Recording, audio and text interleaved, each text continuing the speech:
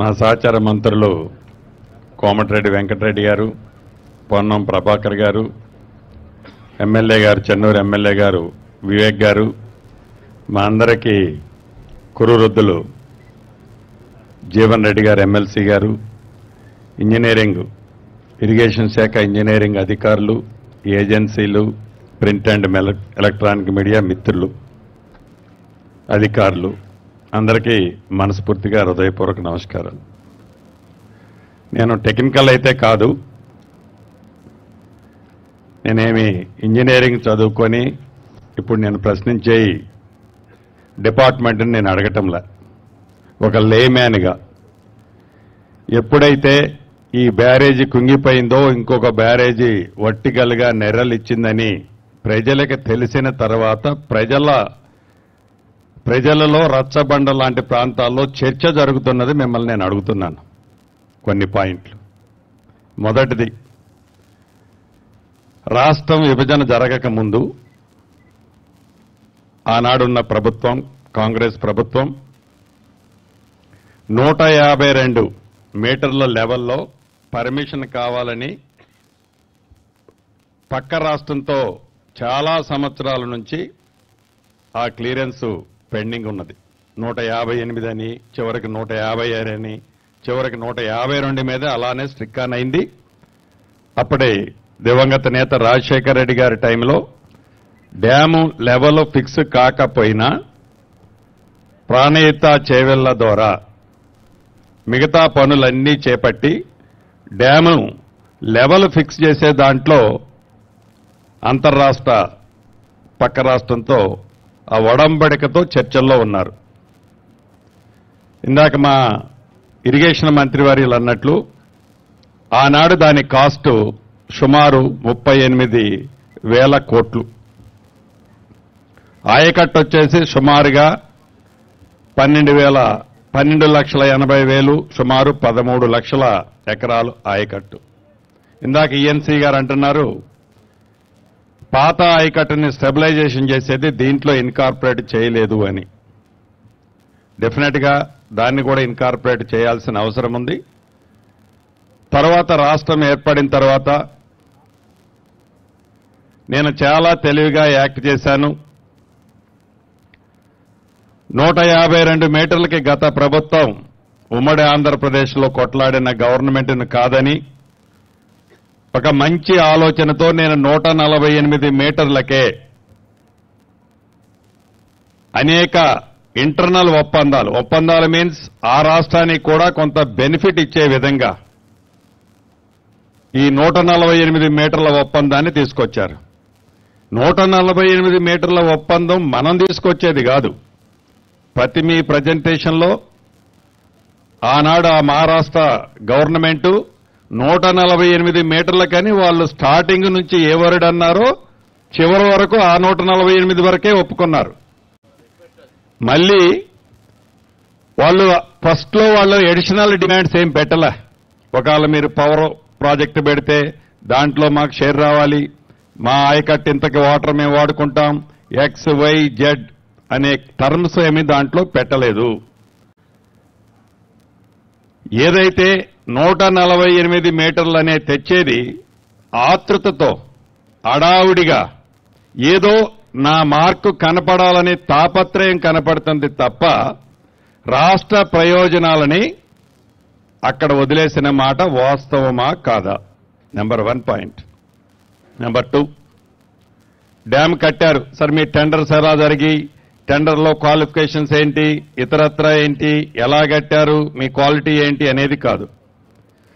మీరు ఏదైతే డ్యామ్ కట్టేటప్పుడు ఏవైతే సేఫ్టీ మెజర్స్ తీసుకుంటారో లేకుంటే ఆ టెక్నికల్గా డిజైన్స్ అప్రూవ్ చేస్తారో యాజ్ పర్ శాంక్షన్ చేసేటప్పుడు మీరు అప్ స్ట్రీమ్ కట్ ఆఫ్ వాలు, డౌన్ స్ట్రీమ్ కట్ ఆఫ్ వారు మీరు డయాఫ్రమ్ వాలు ఆర్సీసీ కాంక్రీట్తో వేయాలన్నది మీకున్న నామ్స్. దాన్ని మీరు డీవియేట్ అయి నిజంగా మీరు ఆర్సీసీతో కట్ ఆఫ్ వాల్ వేసి ఉంటే కట్ ఆఫ్ వాల్ వేసి దాని మీద మీరు ర్యాఫ్ట్ వేసి ర్యాఫ్ట్ మీద డ్యామ్ మీరు పర్ఫెక్ట్ గా కట్టి ఉంటే మీకు వాటర్ ఇన్లెట్ అయి ఉండుండకపోతే ఈనాడు ఈ మేడిగడ్డ గాని దీనిపైనున్న డ్యాము గాని ఆ పైనున్న డ్యాము గాని ఈ ప్రమాదం జరిగి ఉండేదా? మీకు ఈ పర్మిషన్స్ ఇచ్చేటప్పుడు కాంట్రాక్టర్కి డయాఫ్రమ్ వాలు ఆబ్లిక్ ఇంకొక టర్మినాలజీ ఏదో పెట్టారు,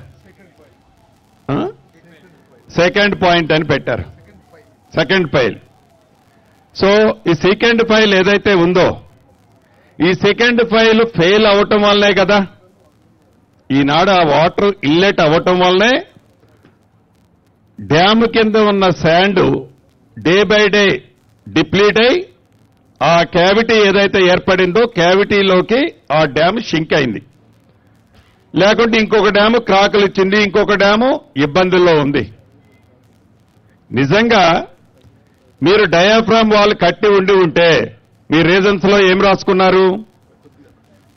టైం తీసుకుంటుంది, యుద్ధ ప్రాతిపదిక మీద కట్టాలి, యుద్ధ ప్రాతిపదిక మీద కట్టి తెలంగాణ ప్రాంతాన్ని సస్యశ్యామలం చేయాలి. Okay, concept is good. ఏదైతే మీరు ఈనాడు 1,00,000 కోట్ల పైగా ఖర్చు పెట్టారో, ఇంజనీర్లైన మీరు, అధికారులైన మీరు, డ్రాయింగ్లు ఇచ్చిన వాళ్ళైనా కానీ ఎక్కడైనా గోదావరి మీద కానీ మహానదుల మీద ఇటువంటి డ్యాములు కట్టేటప్పుడు ఇటువంటి కాన్సెప్ట్తో మీరు upstream cut off, downstream cut ఆఫ్ని ఏ రకంగా కట్టాలో పరిగణనలోకి తీసుకోవాల్సిన అవసరం ఉంది కదా. మీరు ఎందుకు తీసుకోలేదు అనేది నా ఫస్ట్ క్వశ్చన్. సెకండ్ క్వశ్చన్, మీరు డ్యామ్ కట్టిన మరుసటి సంవత్సరమే ఇందాక ఈఎన్సీ గారు చెప్పినట్లు మేము ఎక్స్పెక్ట్ చేసిన 28 లక్షల క్యూసెక్లు డ్యామ్ కట్టిన 2వ సంవత్సరమే సర్ప్లస్ అయింది అంటున్నారు. ఎస్, మీరు ఏదైతే ఎస్టిమేట్ చేశారో 28 లక్షలకో 30 లక్షలకో ఎస్టిమేట్ చేశారు. ఈ 28 లక్షలు 30 లక్షలు మీరు ఎస్టిమేట్ చేసిన క్యూసెక్లు డిశ్చార్జ్ అయినప్పుడు మీ డ్యాములు డౌన్ స్ట్రీమ్ లో ఏదైతే ప్రొటెక్షన్ వర్క్స్ చేశారో ప్రొటెక్షన్ వర్క్స్ ఒక్క ఫ్లడ్కే వాషౌట్ అయ్యాయి. అసలు ఏమి మీరు డిజైన్ చేసినట్టు ఆ ఫ్లడ్కి డౌన్ స్ట్రీమ్ లో మీరు ఏదైతే ప్రొటెక్షన్ వర్క్స్ చేశారో ఇవాళంతా శాండ్ మేత వేసిందో, ఏదైతే మీరు హెవీ బ్లాక్స్ తో మేము ప్రొటెక్షన్ వర్కులు చేశామంటున్నారో అవన్నీ వాషౌట్ అయి మీరేదైతే డౌన్ స్ట్రీమ్ కట్ ఆఫ్ కూడా ఎక్స్పోజ్ అయిన మాట నిజమా కాదా? దానికి ఈ రోజు వరకు మీరు రెమెడీ ఏం చేశారు? Second point. థర్డ్ పాయింట్, ఏదైతే ఈ రోజు కుంగిపోయింది 2022 ఏప్రిల్ 28 నాడు, మరి ఎగ్జిక్యూటివ్ ఇంజనీర్ అతనే ఉన్నాడా మారాడా నాకు తెలియదు. 2022 ఏప్రిల్ 28వ తారీఖు నాడు మీ ఎగ్జిక్యూటివ్ ఇంజనీర్ ఏదైతే ఇక్కడ ఈనాడు కూలిపోయిందో, ఏదైతే షింక్ అయిందో, ఇక్కడ ప్రమాదం ఉంది, ఇక్కడ హెవీ సీపేజ్ వస్తుంది, ఈ సీపేజ్ని ఇమీడియట్లీగా మీరు రెక్టిఫై చేయకపోతే డేంజర్ ఉందని మీ ఎగ్జిక్యూటివ్ ఇంజనీర్ మీ పై అధికారులకు ఏదైతే కన్స్ట్రక్షన్ చేసిన కంపెనీలకు లెటర్లు రాశారు. దాని మీద ఆ రోజే మీరు శ్రద్ధ తీసుకొని ఉండి ఉంటే ఆనాడు ప్రభుత్వం, ఆనాడున్న ముఖ్యమంత్రి, ఇరిగేషన్ శాఖ మంత్రిగా ఉన్న ముఖ్యమంత్రి గారు మీరు శ్రద్ధ తీసుకొని ఉండి ఉంటే ఈనాడు ఈ డ్యాముకి మీరు చేసిన తప్పులు కొంతైనా శ్రద్ధ తీసుకొని ఉంటే మళ్లీ వాటర్ లేని టైంలో రెక్టిఫై చేసి ఉంటే ఈనాడు ఈ పరిస్థితి వచ్చి ఉండేదా? దాని మీద ఉన్నతాధికారులు ఏం చర్య తీసుకున్నారు? దాన్ని బాధ్యులను ఎవరిని చేశారు? ఆ బాధ్యులను చేసిన వారి మీద ఎవరి మీద యాక్షన్ చేసుకుంది ఆనాడు ప్రభుత్వం? డ్యాములు కట్టే దాంట్లో చూపించిన ఉత్సాహం, టెండర్లో పిలిచిన చూపించిన ఉత్సాహం, డ్యాములు కాపాడే దాంట్లో ఎందుకు ఉత్సాహం చూపలేదు అంటే ఇక్కడ మీ పర్సనల్ ఇంట్రెస్ట్ లేదనే కదా వీటిని వదిలేసింది. డ్యాములు కడితే చాలు, డ్యాములు కడితే వాటి మానాన్ని అయిపోతాయి, వాటిని మనం కాపాడినా కాపాడిపోయినా మన పర్సనల్ ఇంట్రెస్ట్ ఫుల్ఫిల్ అయింది కాబట్టి డ్యాములు ఏమైపోయినా పర్వాలేదనే కదా వదిలేసింది. ఇటు అధికారులు కానీ అటు ఆనాడున్న ప్రభుత్వం, ఇరిగేషన్ శాఖ మంత్రి గారు కానీ ఈ వేదిక ద్వారా వారిని నేను ప్రశ్నిస్తున్నా, దీనికి ఆన్సర్ కూడా చెప్పాల్సిన అవసరం ఉంటుంది. ఇక డ్యాము మీ క్రస్ట్ లెవెల్ ఎంత, గేట్ల లెవెల్లో ఉన్న మీ క్రస్ట్ లెవెల్ ఎంత, ఏదైతే మేడిగడ్డ డ్యాము నుంచి అప్స్ట్రీమ్ డ్యాము వరకు ఉన్న బెడ్లోది ఎన్ని కోట్ల క్యూబిక్ మీటర్లు ఎర్త్ వరకు చేసినట్టు మీ ఎంబుకుల్లో రికార్డు చేశారు. దాంట్లో ఎన్ని వందల కోట్లు డ్రా చేశారు. అసలు ఆ బెడ్లో ఉన్న సిల్ట్ రిమూవ్ చేయాల్సిన అవసరం మీకేమొచ్చింది? ఎందుకంటే డెడ్ స్టోరేజ్ అది. మీరు అప్పుడు తీశారు, మళ్లీ వాటర్ ఫ్లో వచ్చింది, ఇవాళ శాండ్ బెడ్లోకి వచ్చింది. వేస్ట్ మెటీరియల్ కింద ఎన్ని కోట్ల క్యూబిక్ మీటర్లు మీరు రిమూవ్ చేశారు? ఆ ఎన్ని కోట్ల క్యూబిక్ మీటర్లకి ఎన్ని వందల క్యూబిక్ మీటర్లు ఆనాడు ఎవరికి దాన్ని డ్రా చేసి ఇచ్చారు? టెక్నికల్ గా దాన్ని మీరు ఎలా సపోర్ట్ చేసుకుంటారు? వీటి మీద తప్పకుండా ఈ డ్యాముకు సంబంధించింది. ఇక పై డ్యాము కూడా సిమిలర్. ఈ క్వశ్చన్స్ అన్ని కుంగిపోయిన డ్యాము గాని, క్రాక్లు వచ్చిన డ్యాము గాని, ఇంకా భవిష్యత్తులో ఇబ్బంది కలిగేది గాని, నేనైతే ఒకటి నా డౌట్ క్లారిటీగా మీకు చెప్పేది, ఈ పిల్లర్స్ ఒక పిల్లర్తోనో, 2 పిల్లర్తోనో, 3 పిల్లర్లతోనో ఆగుతుందని నేను అనుకోవటం లేదు మంత్రి గారు. ఇది up stream cut off, downstream cut of ఏదైతే ఉందో దాన్ని ప్రాపర్ గా చెయ్యని కారణంగా ఈనాడు ఈ డ్యాములకి వచ్చిన పరిస్థితి. రెండోది క్వాలిటీ ప్రాపర్ గా చేయకపోవటం వల్ల వచ్చిన రెండో పొరపాటు. మూడోది ఏదైతే రాఫ్ట్ వేశారో ఆ రాఫ్ట్ కింద ఉన్న శాండ్ ని కాంపాక్ట్ చేశామని చూపించిన మీరు దాన్ని ప్రాపర్ గా కాంపాక్ట్ జరిగి ఉంటే ఈనాడు ఈ డ్యాములకి ఈ పరిస్థితి వచ్చి ఉండేది కాదు. ఈ ఒక్క డ్యాము ఒక్క పిల్లరు అనేది ఇప్పుడున్న మన ప్రభుత్వం కాదు, ఇది యావత్తు తెలంగాణ రాష్ట్రంలో ఉండే 4 కోట్ల ప్రజలకు సంబంధించిన ఆస్తి. ఇది ఒక ఈ ప్రభుత్వందో ఆ ప్రభుత్వందో కాదు, అది కూడా డబ్బులు సర్ప్లస్ ఉండి మనం కట్టలేదు.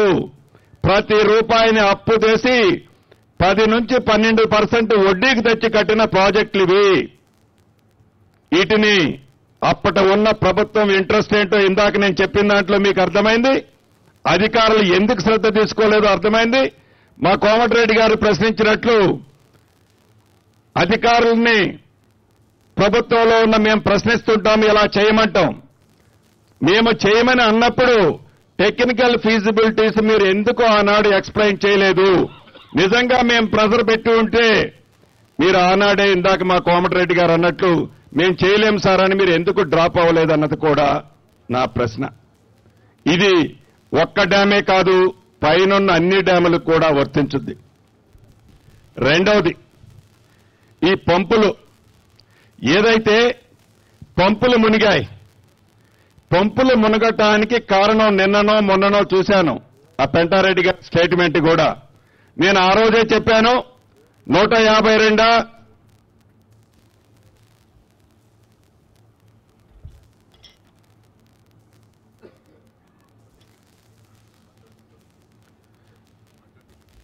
126 మీటర్స్ హైట్ లో పెట్టాలని నేను ఆ రోజే చెప్పాను.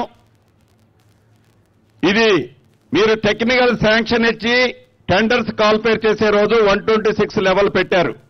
మీకు ఇంజనీర్లు చాలా సీనియర్ మోస్టులు మీరు. ఇది 28 లక్షల క్యూసెక్లు డిశ్చార్జ్ వస్తుందా, 30 లక్షల క్యూసెక్లు డిశ్చార్జ్ వస్తుందా, వచ్చినప్పుడు లెవెల్ ఎంత వస్తుందో మీకు తెలియంది కాదు. మీరు ఆ 126 లెవెలే కట్టి ఉంటే ఆనాడు అన్ని పంపులు మునిగాయా అని జరిగిన నష్టమేంటి? మీరు నిజంగా 124లోనో 122లోనే కట్టారు. మీరు ఆ పంపులకి ముందు స్టాప్ లాక్ గేట్స్ ఉన్నాయి మీవి. ఫ్లడ్ ఎక్కువగా వచ్చి ఆ ఫ్లడ్ ఆ పంపుల మీద పడి ఆ పంపులు మునిగిపోయి డ్యామేజ్ జరిగిందని మీరు అన్నారు. మీకు ఇటువంటి ప్రమాదము విపత్తు వస్తుందనే మీరు ఫ్రంట్ లో స్టాప్ లాక్ గేట్స్ పెట్టారు. మీ స్టాప్ లాక్ గేట్స్ ఆ రోజు పని చేశాయా? చెయ్యకపోతే దానికి ఎవరి మీద మీరు యాక్షన్ తీసుకున్నారు? ఆ స్టాప్ లాక్ గేట్స్ పని చేయని కారణంగానే తెలుసో తెలియకో మీరు లో లెవెల్లో కట్టిన పంపులు మునిగాయి. దాని ఫ్రంట్ ఉండే వాల్ కూడా టోటల్ గా కొలాప్స్ అయింది. సుమారు వందలాది కోట్లు ప్రజల సొమ్ము దుర్వినియోగమైంది. ఆ టెక్నికల్ గా ఎవరు దానికి డిజైన్స్ అప్రూవల్ ఇచ్చారు? ఆ డిజైన్స్ అప్రూవల్ ఇచ్చిన అధికారుల మీద కనీసం ఏమన్నా రివ్యూ చేసి దాన్ని మీరు డిబేట్ పెట్టారా? మళ్ళీ నాకు తెలిసి ఆ పంపులకు సంబంధించిన దాంట్లో రాష్ట్ర ప్రభుత్వం నుంచి మళ్లీ డబ్బులు ఇచ్చే కార్యక్రమంలో భాగంగా ఒక ఫైల్ సర్క్యులేట్ అవుతుంది, ఫైనాన్స్ లో ఉందని నాకు తెలిసింది. ఇది నిజమా అబద్ధమా? ఇస్తే ఏ యాక్ట్ ప్రకారం వాళ్ళకి డబ్బులు ఇవ్వాలని మీరు అనుకుంటున్నారు?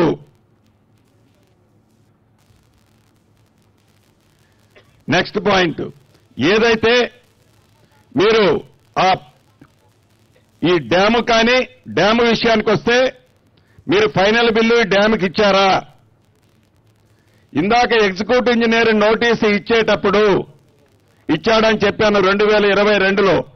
ఎగ్జిక్యూటివ్ ఇంజనీర్ నోటీసు ఇచ్చేటప్పటికి వాళ్ళ లయబిలిటీ పీరియడ్, ఆ డ్యాము కట్టిన వాళ్ళ లయబిలిటీ పీరియడ్ 2 ఇయర్సా 3 ఇయర్సా మీరు మెన్షన్ చేశారు. అది విత్ ఇన్ ది పీరియడ్ లో ఉందా లేదా? ఉండి ఉంటే ఏజెన్సీతోనే మీరు మంత్రి గారు కానీ మీరు కానీ ఇప్పుడు ఈ డ్యాముకు జరిగిన నష్టాన్ని ఏజెన్సీతో కట్టించాల్సిన అవసరం ఉంది కదా. దీంట్లో ఏదైతే మీరు ఏజెన్సీతో చేసే దాంట్లో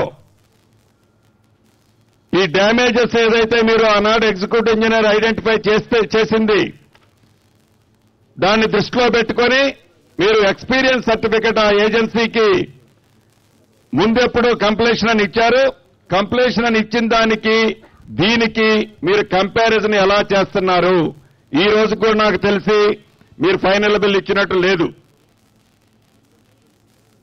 ఈ మెజర్మెంట్స్ కంప్లీట్, మీ ఎంబుక్ మెజర్మెంట్స్ కంప్లీట్ అవ్వలేదు.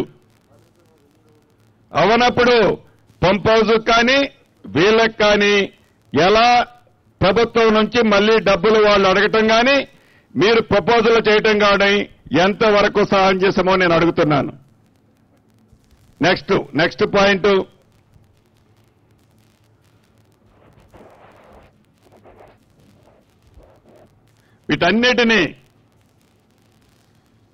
వీటన్నిటినీ దృష్టిలో పెట్టుకొని ప్రజల సొమ్ముని గత ప్రభుత్వం ఏదైతే ఖర్చు పెట్టిందో అది కూడా అప్పు తెచ్చి ఖర్చు పెట్టిందో, ఈ అప్పు తెచ్చి ఖర్చు పెట్టిన డబ్బు ప్రతి రూపాయి ఇది ప్రజల సొమ్ము. ఇది ప్రతి నెల వడ్డీతో సహా రాష్ట్ర ప్రభుత్వం రేపు కట్టాల్సింది. దీన్ని ఒక్కసారి గమనించాలి.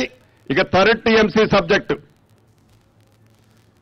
మీరు 2 టీఎంసీలకే గడిచిన 5 సంవత్సరాలలో మీరు అది టీఎంసీలో లిఫ్ట్ చేసింది పెట్టండి, అది స్క్రీన్ మీద.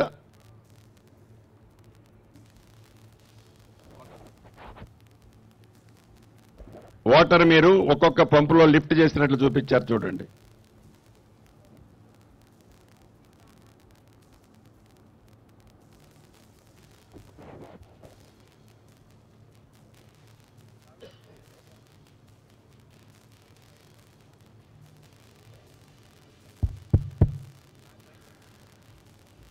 మీరు ఫస్ట్ పంపు దగ్గర మీరు 50 టీఎంసీలు గడిచిన 5 సంవత్సరాల్లో మీరు లిఫ్ట్ చేసినట్లు చూపించారు.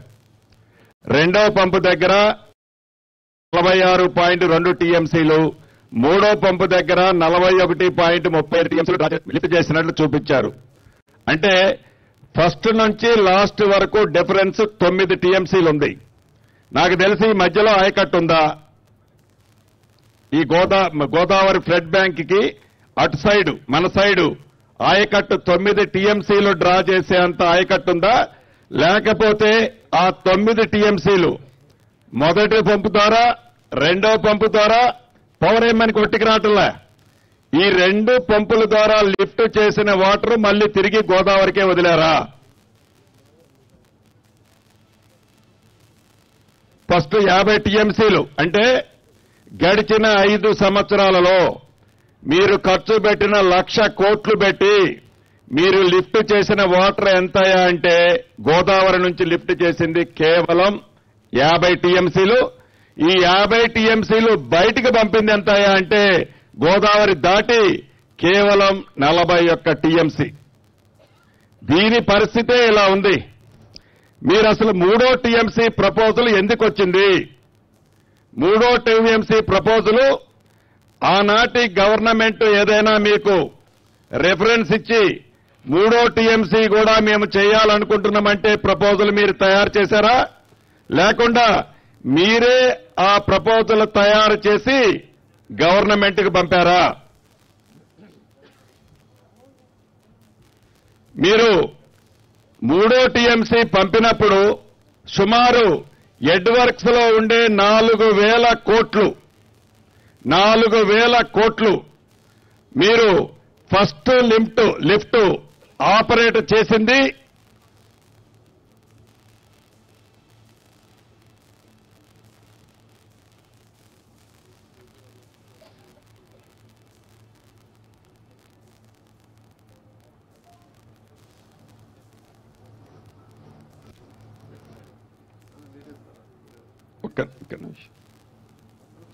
ఫస్ట్ లిఫ్ట్ ఆపరేట్ చేసిన దానికి మీరు 3వ టీఎంసీ పర్మిషన్ ఇచ్చిన దానికి సుమారు గ్యాప్ 6 నుంచి 7 నెలలుంది.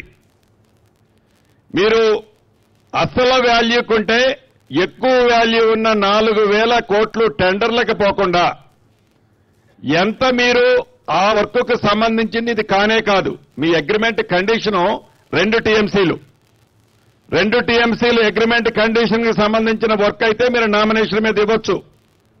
అది కాదని 3వ టీఎంసీకి సంబంధించిన ఎడ్వర్క్స్ కి సంబంధించిన 4,000 కోట్లు సేమ్ కంపెనీకి ఏ బేస్ తో మీరు 4,000 కోట్లకి ఇచ్చారు? అది టెండర్ ఎందుకు కాల్ ఫర్ చేయలేదు? ఇక దాని డౌన్ స్ట్రీమ్ లోకి పోతే అక్కడ మీకు డిశ్చార్జ్ 3వ టీఎంసీకి సంబంధించింది మీరు ఫస్ట్ టర్నల్ కింద టెండర్ మీరు శాంక్షన్ చేసుకున్నారు. టర్నల్ చేయడానికని మీరు శాంక్షన్ చేశారు. ఆ తదుపరి మీకున్న ఒత్తిళ్లతో టర్నల్ అయితే మాకు ప్రభుత్వానికి వారికి కావాల్సింది రాదు అని పైప్ లైన్ కింద కన్వర్ట్ చేయించారు. ఈ పైప్ లైన్ కి కన్వర్ట్ చేసిన దానికి ఫస్ట్ మీ ఎస్టిమేట్ లో ఉన్న టర్నల్ దానికి హ్యూజ్ వేరియేషన్ ఉందని మీకు కూడా తెలుసు. ఏదో టైం సేవ్ చేయడానికని మీ ఫైల్లో రాసుకుంటున్నారు. ఏమి కొంపలంటుకుపోయింది? గడిచిన 5 సంవత్సరాలలో 2 టీఎంసీల్లో మీరు డ్రా చేసింది 50 టీఎంసీలు.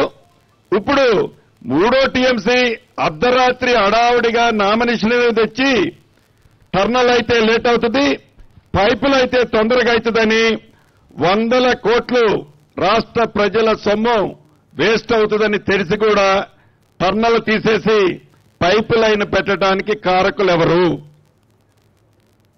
వీటన్నిటినీ కూడా ఇంకా చాలా ఉన్నాయి. మా మంత్రి గారు తొందర కంప్లీట్ చేద్దామంటున్నారు. ఇదంతా కూడా నేను టెక్నికల్ సౌండ్ ఉన్న పర్సన్ కాదు. రచ్చబండల దగ్గర ప్రజలు చర్చించుకుంటున్న విషయం. అధికారులు, ఆనాడున్న అధికారులు ఇందాక నేను చెప్పిన వాటన్నిటినీ ఆన్సర్ ఇప్పుడు చేస్తారా? మా మంత్రి గారు చెప్తారు.